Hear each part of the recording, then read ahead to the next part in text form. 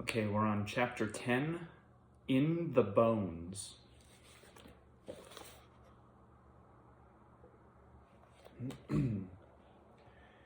A song, far away, achy breaky heart. Jesse decided he must have ended up in hell, because there was no way they'd play that god-awful song in heaven. He opens his eyes. Hell looked a lot like the crew cab of a truck. Jesse sat up fast, too fast, and the world began to spin. He braced himself against the seat and let out a moan. "You will feel better soon." Jesse found Krampus sitting next to him, a mischievous grin upon his face. "Fuck," Jesse said, trying to focus his eyes. "You're still here." He tried not to swoon, thought maybe he was still a bit drunk, noticed the sack and spear across the Yule Lord's lap. "You're not wearing your seatbelt." "Seatbelt? Where are we going?" "To kill Balder. Your friends have decided to join us." Jesse blinked, rubbed his eyes, and saw Chet driving. Only Chet wasn't exactly Chet. Chet was a Belsnickel, or, well, on his way to being one, at least, and his skin was spotted charcoal gray. Someone, Jesse wasn't sure who, was riding shotgun. The man looked back at Jesse, and Jesse realized it was the general. His skin changing also, his eyes orange. He looked terrified. "Too bad for you, motherfucker," Jesse said and laughed. Krampus laughed too. Found the short one peeping out from beneath a dead man. He looked lost and scared, so I brought him along. "What do you say, little peeper? How about you and Chet sing me a song?" The general didn't answer, and just stared at Krampus with haunted eyes, like a man who wanted to wake up from a bad dream but couldn't. "General, I command you and Chet to sing me Jingle Bells. Soft and sweet, please. On the count of 3. 1 and a 2 and a 3. They both began to sing, a sad, mumbling chorus, out of sync and out of tune.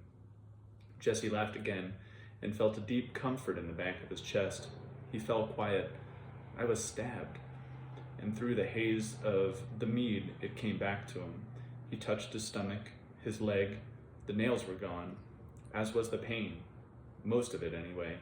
I'm still alive. He slowly tugged up his sleeve, afraid to look, knowing too well what he'd find. His skin, it was speckled, gray and black. "No," he said. "No, you didn't." He glared at Krampus. Krampus nodded, smiling. Jesse pulled up the front of his shirt, exposing his stomach. He could see where the nails had been, but the wounds were still there, not oozing blood, as they should have been, but well on the mend. "I have granted you life," Krampus said. You've turned me into a monster. Of sorts." Jesse held up his hands, wiggled his fingers, and winced. They were stiff and sore, and he could hardly tell they'd been broken. "How can this be?" "My blood will do that," Krampus said with obvious pride. This is wonderful. I think. Now change me back." Krampus frowned.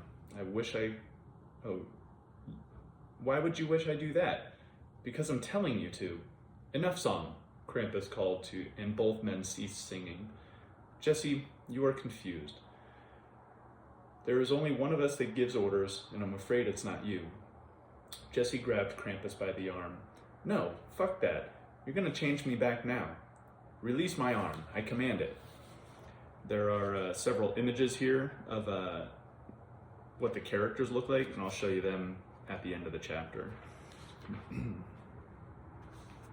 "Release my arm. I command it."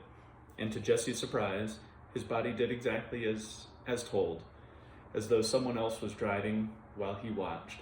Jesse's eyes grew wide. "Oh, that's some shit," someone snickered, and he saw Chet smirking at him in the rearview mirror. "What the fuck are you looking at?"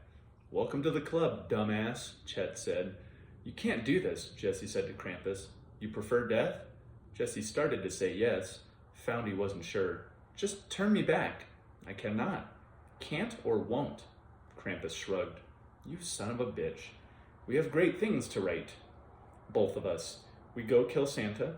When that deed is done, then perhaps you will serve me well. Then we can go take care of this other evil, this Dillard, if you This Dillard, if you so wish it. Jesse fell silent. He so wished it, all right. But what did it mean to be a Belsnickel? Had he been condemned to a life of slavery? Did he truly believe Krampus would make good on his offer? No way to know. He did know that for now he'd been given another life, perhaps another chance to take care of Dillard, to kill him if it came to that, to save his Abigail, and that was what mattered.